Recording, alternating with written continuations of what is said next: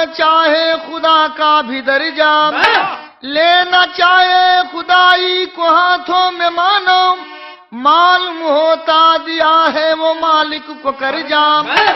पंच कन्याएं हैं कुल की शोभा बढ़ाई, कोई अपने दामन में दागी लगाई। माधरा इस जमाने को धिक्कारती है, गुरु रघुनाथ जन्नत में आंसू बहाई। एक लाइन यहाँ गजल के नमूना बा।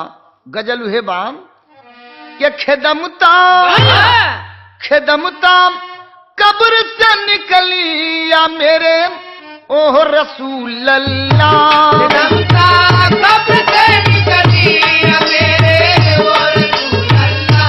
खेदमता कब्र से निकली या मेरे ओह रसूल अल्लाह। मगर गाने के अंदर भाव दिया गया है, कहना है कि फलक में है तेरी शोहरत, तूने दुनिया बनाई है। फलक में है तेरी शोहरत, तूने दुनिया बनाई है।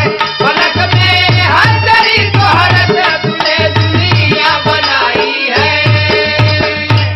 तो फलक में है तेरी शोहरत, तूने दुनिया बनाई है, तूने दुनिया बनाई है। तो बिहसती स्वर्ग से धरती, खुदा तेरी खुदाई है। बिहसती स्वर्ग से धरती, खुदा तेरी खुदाई है। बिहसती स्वर्ग से धरती, खुदा तेरी खुदाई है। ये सृष्टि, ये दुनिया सब मालिक की देन है। सृष्टि को सुचारू रूप देने के लिए मालिक ने नर और नारी दोनों को एक दूसरे का पूरक बनाया है। तो कहना है कि पत्नी का पूरक नर है, पुरुष का पूरक नारी। तेरे बगैर मालिक ना खिल सके फुलवारी। नारी है कभी माता जिससे हुए विधाता, ममता की दायिनी कभी बहन को मिले भ्राता। वेश्या कभी कहाती सूरत पे लुभाती है, देवों को शिशु बना कर स्तन को पिलाती है। बनी है दुर्गा काली खंजर को भोंक देती, हाँ बनी है दुर्गा काली खंजर को भोंक देती। और कभी सुहाग कारण सूरज को रोक लेती, कभी सुहाग कारण सूरज को रोक लेती। कभी सुहाग कारण सूरज को रोक लेती। बनी है दुर्गा काली खंजर को भोंक देती, कभी सुहाग कारण सूरज को रोक लेती है। तो कहना है कि कभी ससुराल की शोभा, कभी ससुराल की शोभा, कभी बनती कसाई है। कभी ससुराल की शोभा, कभी बनती कसाई है। कभी ससुराल की शोभा, कभी बनती कसाई है। यही से घटना की शुरुआत है। श्यामू श्यामा श्यामदेव शंकर व शोभाम गोपाल यादव का परिवार शांति बहनिया के सुंदर से शादी, जिला वैशाली जो बिहार।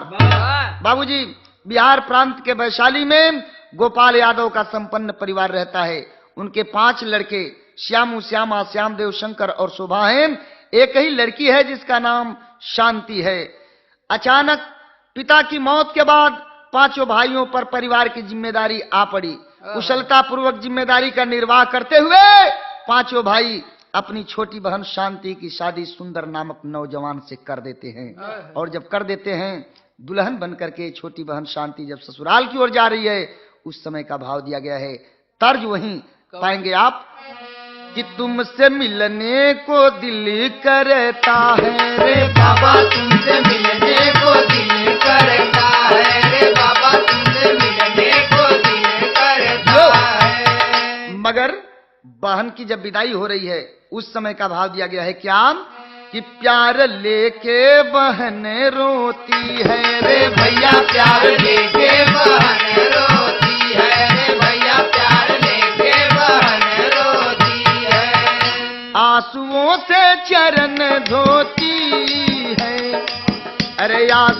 से चरण धोती, प्यार लेके बहन रोती है रे भैया, प्यार लेके बहन रोती है भैया, प्यार लेके बहन रोती है। विदाई के वक्त का भाव है क्या कि मैके से बहन की विदाई हुई, और आज पांचों बिरन से जुदाई हुई। प्यार भैया बहन का भुलाना नहीं, भाभियों तुम समझना बेगाना नहीं, यही दुनिया की रीत होती है रे भैया, यार दुनिया की रीत होती है रे भैया, यही दुनिया की रीत होती है।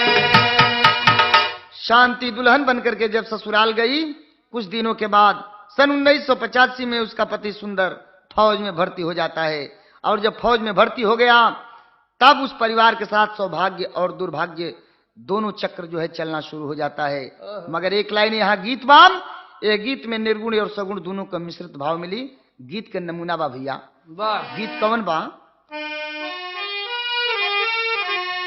के ललकी, अरे ललकी मालिया में अब लल की चदरिया मोरे राम लाला की चदरिया, मोरे राम लाला की चदरिया हो राम। हे राम लाला की हो चादरिया, हे राम लाला की चदरिया, जनवा मार ले हो राम। हे राम लाला की चदरिया, जनवा मार ले हो राम।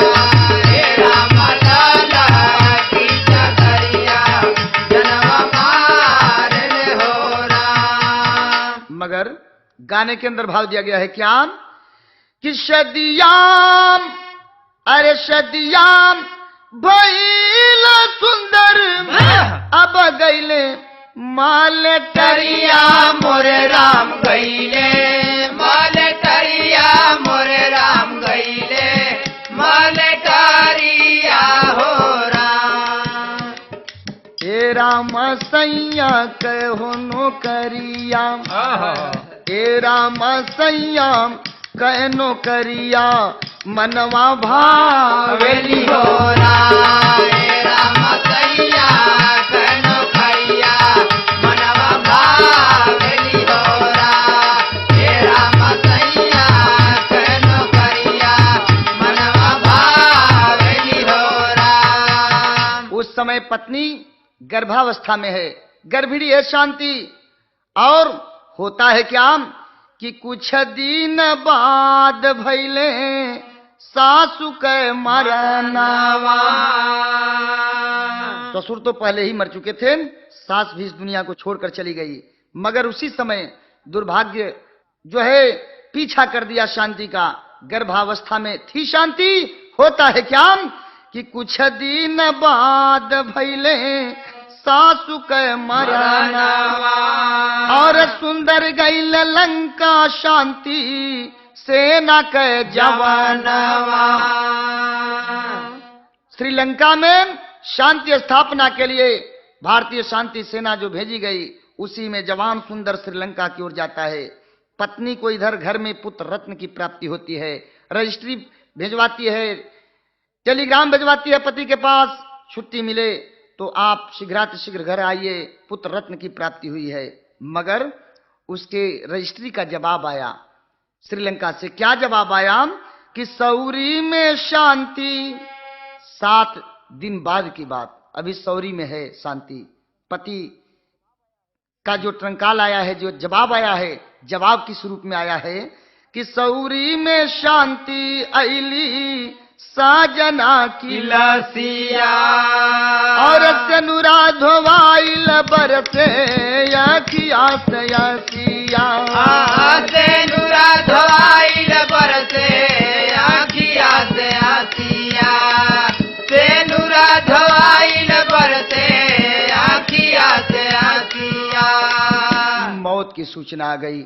मौत की सूचना पा करके शांति जो है छाती पीट पीट करके रो रही है, मगर भाव दिया गया है कि कैसे बिताए बदिनवा अब घेरे लियन हरिया मोरे राम घेरे लियन हरिया मोरे राम घेरे लियन हरिया हो राम। तेरा मगम की हो बदरिया, तेरा मगम की बदरिया विपदा लावेली हो राम। तेरा मगम की बदरिया विपदा लावेली हो राम। तेरा मगम की बदरिया विपदा लावेली हो राम। बाबूजी, एक तरफ पुत्रवती शांति सौरी में है, घर में खुशी मनाई जा रही है, दूसरी ओर श्रीलंका में दुश्मनों का मुकाबला करता हुआ फौज का जवान शांति का पति सुंदर जो है गोली का शिकार हो जाता है। खुशी की जगह पर जो है शोक की लहर दौड़ पड़ी, पूरा परिवार शोक में डूब जाता है। मगर होता है क्या, यहाँ भाव दिया गया है कि दाह संस्कार हुआ सुंदर का, अंत्येष्ट क्रिया हुई और अंत्येष्ट क्रिया के बाद पांचों भाई जो शांति के हैं सोचते हैं कि बहन को हम लोग लेकर के चलें घर, भाभियों के साथ रहेगी तो इसका दिन जो है कट जाएगा, कुछ दिनों में यह गम को भूल जाएगी। ऐसा सोच करके पांचों भाई लाते हैं अपने घर, नैहर में आ जाती है पुत्र को लेकर के विधवा शांति। मगर टेरी में भाव दिया गया, इतनी सा बढ़ जा और इतनी बढ़ा आए कि अब तूफान भी आधी में फंस गया, तो तूफान भी आधी में फंस गया, तो लोभ सागर में गोता मारे लाई मान, तूफान भी आधी में फंस गया। लोभ सागर में गोता मारे लाई मान, तूफान भी सागर में फंस गया। लोभ सागर में गोता मारे लाई मान, तूफान भी सागर में फंस गया। बिता दिवस कुछ एक दिन रक्षा बंधन का दिन आए गईल, सावन भादों का पर्व बहन के दिल दरिया कुलाए गई। छिपा दर्द अपने दिल में प्यारी वो बहन मुस्काई है, टीका दे राखी बांधी फिर भर दी मुंह मिठाई है। रक्षा बंधन का त्योहार आता है, बहन शांति अपने पांचों भाइयों की कलाई में राखी बांधती है, और जब राखी बांधती है उस समय पांचों भाई पूछते हैं कि बहन राखी की बधाई तुम्हें क्या चाहिए। बहन कहती है कि आप लोगों की खुशी में ही मेरी खुशी है, बस यही निवेदन आप लोगों से है। क्या कहती है, ये रे भैया मेरे, अब भैया मेरे बहनाया भागन ना भूलाना, भैया मेरे बहनाया भागन ना भूलाना, भैया मेरे बहनाया भागन ना भूलाना, भैया मेरे। कहे किस्मत पे आंसू, अरे किस्मत पे आंसू ना बहाना ना बहाना हो भैया मेरे, बहनाया भागन ना भूलाना, भैया मेरे बहनाया भागन ना भूलाना, भैया मेरे। कहती है रोकर बड़ी मार्मिक बात भाइयों से कि भाई बहन का यह टूट रिश्ता, गाता गीत जमाना, पिता तुल्य बन मेरे सुत पर नेह सुधा बरसाना हो भैया मेरे, बहनाया भागन ना भूलाना, भैया मेरे बहनाया भागन ना भूलाना, भैया मेरे। पांचों भाई विचार करते हैं आपस में, विचार यही करते हैं कि बहन तो कुछ नहीं मांगी राखी की बधाई, लेकिन बहन को कुछ ऐसी राखी की बधाई दे दी जाए निशानी के तौर पर, वो निशानी इसके लिए जिंदगी का आधार बन जाए।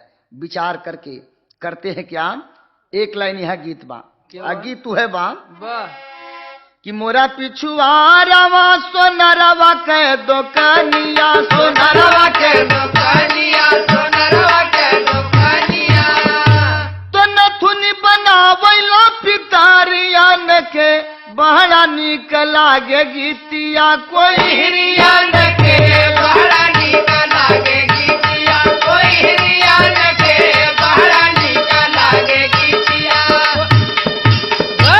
पांचों भाई सोचते हैं, क्या सोचते हैं, आपस में विचार करते हैं कि विधवा बहिन के नाही कावनो या धारावा हो, कावनो या धारावा हो, विधवा बहिन के नाही कवनो या धारावा, ना कवनो या धारावा, तो दिहल जाई ऐसन निशानिया के ताकि कट जाए जिंदगी बहिनिया के, ताकि कट जाए जिंदगी बहिनिया के, ताकि कट जाए बहिनिया के, हो बहिनिया के, हो बहिनिया के, हो बहिनिया के, ताकि कट जाए जिंदगी बहिनिया के, ताकि कट जाए जिंदगी। ऐसने निशानी दिहल जाए। तब विचार कैलन कि एक ठे जीप अगर बहन के खरीद के दे दिहल जाए तो जीप के कमाई से बहन के सारी जिंदगी जौन बा कट जाई और कुछ आर्थिक मदद भी मिल जाई।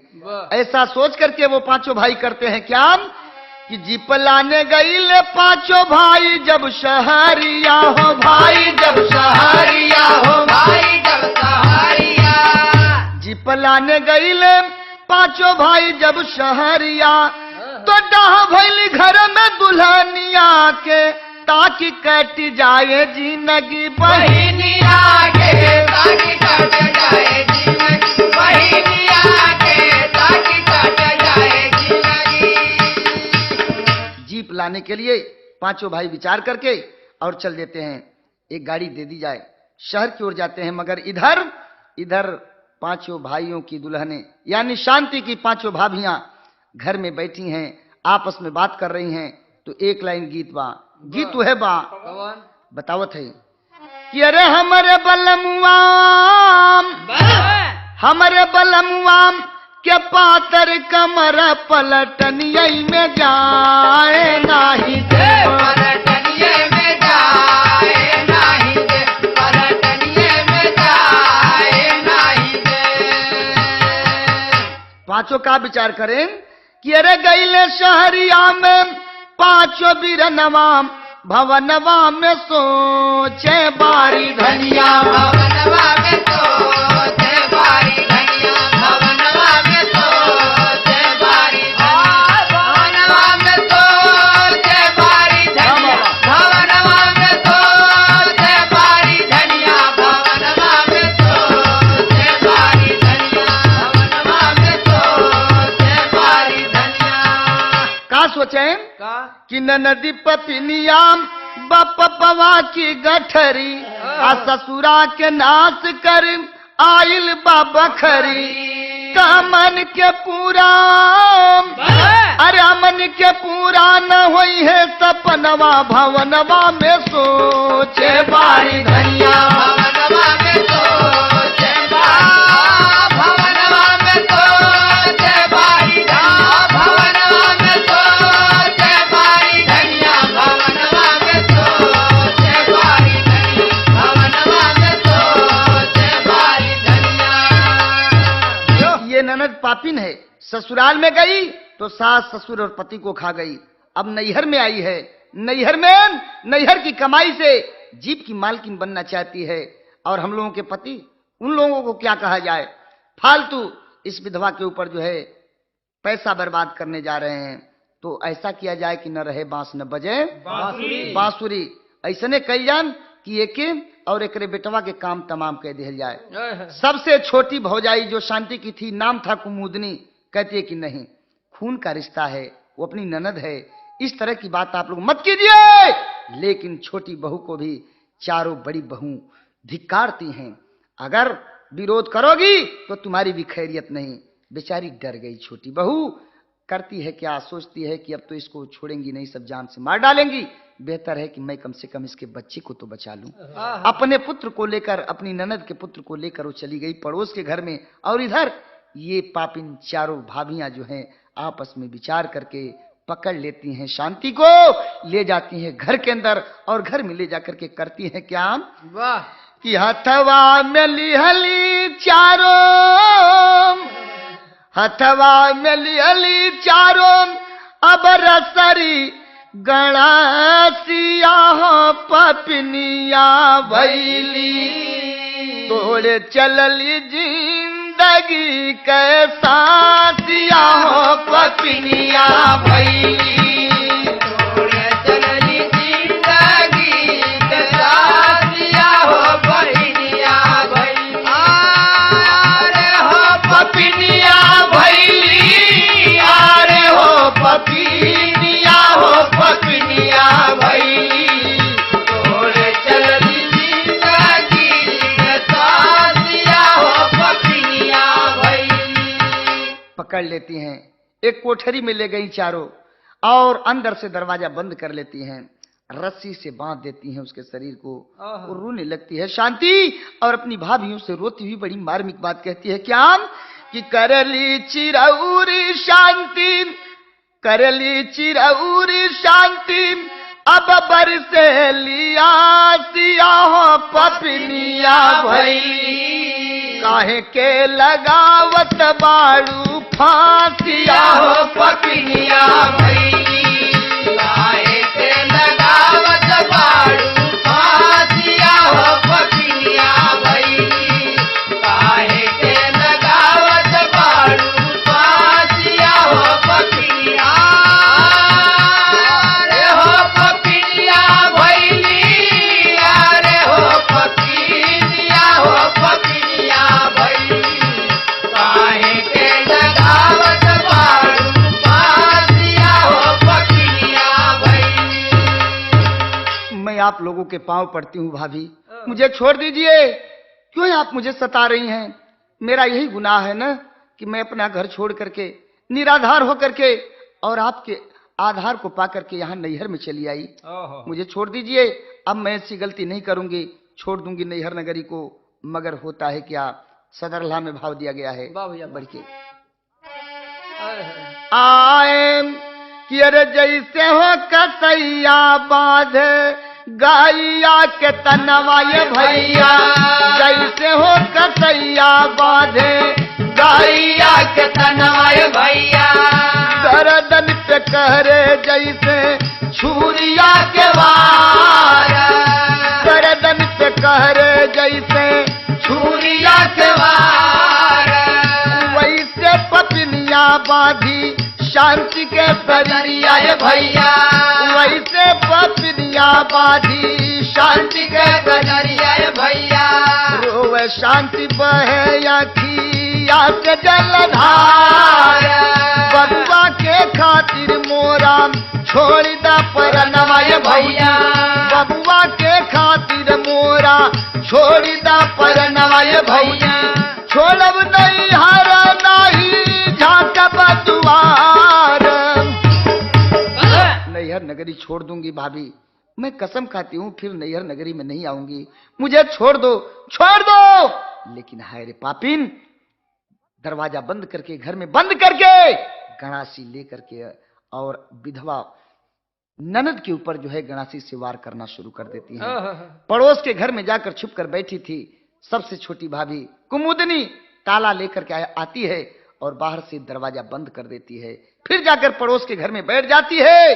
मगर तब तक से पांचों भाई जो शहर में गए थे जीप लाने के लिए, जीप लेकर के जब आते हैं दरवाजे पर, छाती पीट पीट करके रोने लगती है। छोटी बहू कुमुदनी सारी बात बताती है, मगर कहना है यहाँ बदल के, अरे मुड़िया के काट ले ली बिचवैया गनवा, तबले भैया जीप लेके आ गई ले दुआरे, और पीट पीट छाती हल कहली कुमुदनी, पाचहू के अखिया से बरस अंगार, और हाथ गोड़ काट लिहले अखिया निकल ले, अब हाथ गोड़ काट लिहले अखिया निकल ले, अरे बह चली अंगना में खुनवा के धार हो, बह चली अंगना में खुनवा के धार हो, बह चली अंगना में खुनवा के धार हो, बह चली अंगना में खुनवा के धार हो।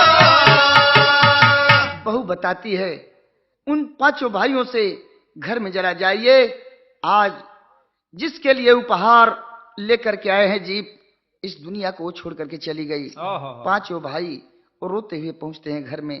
जब घर का दरवाजा खोलकर अंदर प्रवेश करते हैं, देखते हैं कि बहन की लाश पड़ी हुई है।